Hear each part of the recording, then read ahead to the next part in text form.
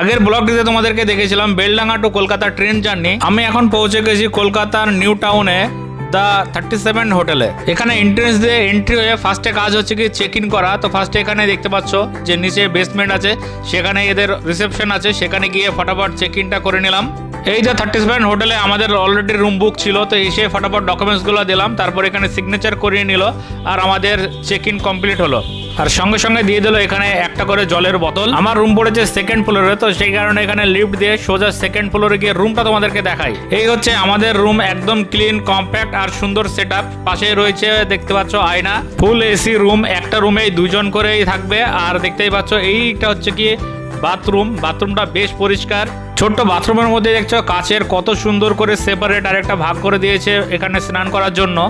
দারুণ সুন্দর একটা ছোট্ট জায়গার মধ্যে এত সুন্দর একটা বাথরুম।